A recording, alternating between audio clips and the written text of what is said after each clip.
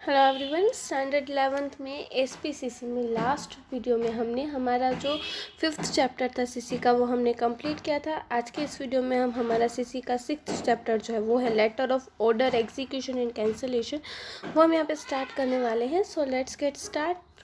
Here, in the field of business, the buyer and customer initiates correspondence by writing inquiry letter inquiry letter to the seller. In response to that inquiry letter, the seller inform buyer about the price of goods, discount, packing, terms of payment, condition, etc. through letters. Thereafter, the correspondence is started from the buyer and customers again. The buyer or customer studies the reply of inquiry letters received from various sellers. After comparing the price list and catalog, the buyer or customers decides to whom place an order with and writes a letter. कि अब यहाँ पे जो हमारे business की field होती है उसमें बायर जो है वो अलग अलग कस्टमर के साथ कोरेस्पोंडेंस करते हैं, इंक्वायरी लेते हैं गुड्स के बारे में, और उस इंक्वायरी के रिस्पॉन्स में जो सेलर होते हैं वो रिप्लाई देते हैं, और वो रिप्लाई लेटर में उस गुड्स की प्राइस, उससे कितना डिस्काउंट मिल सकता है, पैकिंग क्या है, टर्म्स ऑफ कंडीशंस क्या है पेमेंट की, फिर जो ट्रांसपोर्टेशन किस तरह से सेंड होगा, वो सारी चीज़ों के बारे में लेटर में देते हैं। फिर वो लेटर रिसीव करने के बाद जो कस्टमर होते हैं वो जिन लोगों के पास, जिन सेलर के पास उन्होंने इंक्वायरी मंगवाई है, उन सेलर के पास की जो इंक्वायरी के जो लेटर्स हैं उन्हें कंपेयर करते हैं, और उसके बाद डिसीजंस दिया जाता है कि हमें किसको ऑर्डर देना है, किस सेलर को हम ऑर्डर देंगे तो हमें मैक्सिमम डिस्काउंट और अच्छे से मिनिमम प्राइस में हमें ज़्यादा से ज़्यादा गुड्स मिल पाएगा। ये सारी चीज़ें जो है वो हम कंपेयर करने के बाद देते हैं। और जो लेटर हम लिखते हैं, और जिस मतलब कि जो हम लेटर गुड्स किसको हमें ऑर्डर करना है और किस तरह से लेटर लिखना है, वो सारी चीज़ें जो हैं वो डिसाइड की जाती हैं। जो लेटर हम लिखते हैं को ऑर्डर देने के लिए, अब उस ऑर्डर लेटर को हम किस तरह से क्या कहते हैं वो हम यहाँ पे देखेंगे। Generally the word order means command, कि यहाँ पे नॉर्मली हम क्या कहते हैं कि ऑर्डर देना मतलब कि हम किसी को कमांड करते हैं कि आपको ये काम करना है, आपको ये काम करना है। But with the reference of commercial letters, कि अगर हम कॉमर्शियल लेटर्स के रेफरेंस में अगर जाने तो कॉमर्शियल लेटर्स में ऑर्डर का मीनिंग होता है कि request to send some goods and raw material. के यहाँ पे ऑर्डर का मीनिंग क्या होता है कि हम रिक्वेस्ट करते हैं कि हमें जो गुड्स और रॉ मटेरियल है वो हमें प्रोवाइड करना। The language used in this type of letter is courteous, कि यहाँ पे इस टाइप के जो लेटर में अगर हम जो भी लैंग्वेज यूज़ करते हैं वो एकदम कर्टियस, मतलब कि हम बोल सकते हैं एक सिंपल होनी चाहिए, और एज वेल एज नम्रता से हमें ये सारी चीज़ों की बातचीत करनी चाहिए। In the legal terms the letter which place an order is a link that connect the buyer with the seller. Hence such a letter becomes a contract in the world of trade. कि यहाँ पे जो letter होता है, order letter होता है, वो क्या करते हैं, कनेक्ट करता है बायर को सेलर के साथ, और इसलिए उसे हम कॉन्ट्रैक्ट के रूप में भी जान सकते हैं कि वो एक कॉन्ट्रैक्ट बन जाता है कि जो हमें बायर को कस्टमर्स के साथ कनेक्ट करता है। In present day, while placing a trial order or a repeat order, the buyer or customer present a particular of goods in a tabular form. Sometimes a prescribed order form is used by the firm. It is also include necessary instructions for customers. Thus the chances of errors are reduced.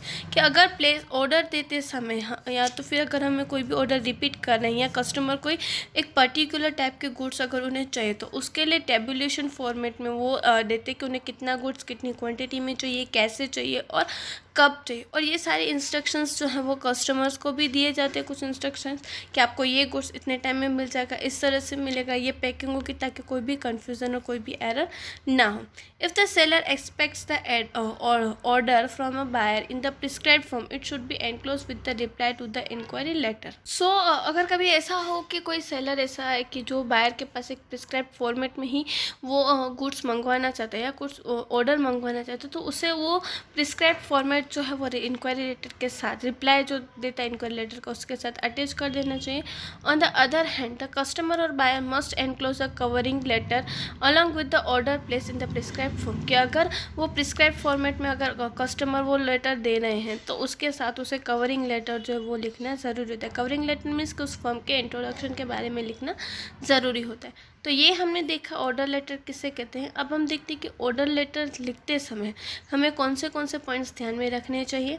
भले ही ये points आपको exam में नहीं आने वाले हैं, but फिर भी हमें यहाँ पे लेटर्स लिखने हैं, तो वो लेटर्स लिखते समय कौन से हम पॉइंट्स ध्यान में रख सकते हैं वो हम यहाँ पे देखेंगे। तो फर्स्ट हमें दिया हुआ है कि रेफरेंस नंबर और letter number on the date of reply of inquiry letter should be mention, for it should be maintain the customer is satisfied with the price, terms and condition and seller, so he is placing an order. तो यहाँ पे हम जब भी letter लिखेंगे तो सबसे पहले हमें लेटर नंबर कौन सा है, रेफरेंस नंबर कौन सा है, ये सारी चीज़ें, और कस्टमर हैप्पी हैं उस प्राइस, टर्म्स एंड कंडीशन से इसलिए ही वो उस ऑर्डर को प्लेस करे। तो सबसे पहले स्टार्टिंग में ये लिखना चाहिए कि जो हमारा लेटर नंबर जो है वो कब मिला था ये रिप्लाई का, और कौन सा रेफरेंस नंबर था, ये सारी चीज़ें, और एज वेल एज कि हम आपकी गुड्स से सेटिस्फाइड इसलिए हम आपको ये जो ऑर्डर है वो हम प्लेस कर रहे हैं, इस तरह से स्टार्टिंग करनी चाहिए। सेकंड, फिर हमें यहाँ पे देखिए the quantity and quality of the goods material should be mention clearly, कि हमें कौन सी टाइप की क्वांटिटी चाहिए, कौन से टाइप की क्वालिटी में चाहिए गुड्स, ये सारी चीज़ें पहले से मेंशन कर देनी चाहिए। The goods and item should be describe completely, if there is any special instructions it should be mention, कि यहाँ पे जो गुड्स के बारे में इंफॉर्मेशन है वो सारी कंप्लीट इन्फॉर्मेशन देनी चाहिए। अगर कोई इंस्ट्रक्शंस देने हैं तो वो इंस्ट्रक्शंस को भी पहले से ही दे देना ज़रूरी होता है। Now unit price shown in the price list should be mention again so that other would become clearer, कि यूनिट प्राइस जो है वो पहले से ही मेंशन कर देनी चाहिए ताकि ऑर्डर जो है वो हम क्लियरली दे सकें। The seller should be instructed for a specific packing according to the size of the quality of goods the buyer wants, कि यहाँ पे सेलर जो है उसे एक स्पेसिफिक पैकिंग अगर उसे चाहिए तो उस स्पेसिफिक पैकिंग एंड क्वालिटी को पहले से ही बता देना चाहिए। और अगर बायर की जो भी रिक्वायरमेंट है उस रिक्वायरमेंट के अकॉर्डिंग अगर उससे जो भी गुड्स चाहिए तो वो गुड्स के बारे में पहले से ही बता देना चाहिए। He should also be instructed for a particular type of packing so that the goods may not be affected the climate, अगर कस्टमर्स को कोई पर्टिकुलर टाइप ऑफ पैकिंग करवानी तो पहले से ही मेंशन कर देना चाहिए। If the seller expects the buyer to send a particular up to part of the full amount, the letter should be included in the detail of the same, for example check, demand draft, etc. If goods is to be bought on the credit, one must mention the time limit within the which payment should be made, कि यहाँ पे अगर seller को payment चाहिए कि जो order देते समय अगर थोड़ा पेमेंट तो वो चेक, डिमांड ड्राफ्ट वो भेजना जरूरी है। और अगर उससे क्रेडिट पे हमें चाहिए गुड्स तो क्रेडिट पीरियड मेंशन करना पहले से ही ज़रूरी होता है ताकि सेलर के माइंड में वो सारी चीज़ें क्लियर हो सके।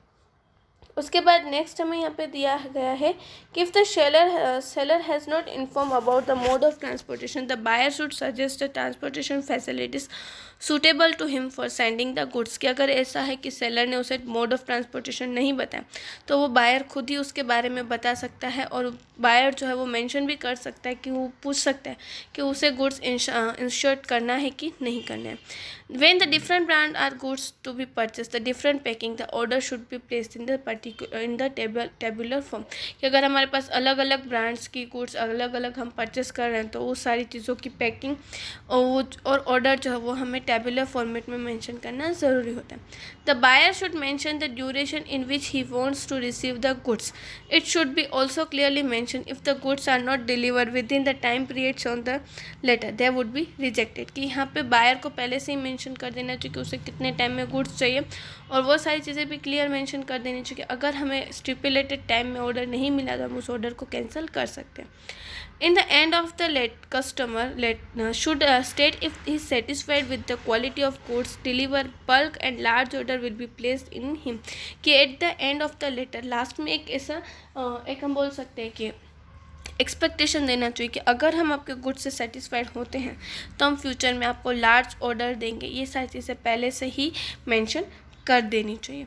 It is not necessary to include all and above points in the every letter of order. One should include only those points which are related to goods ordered by them.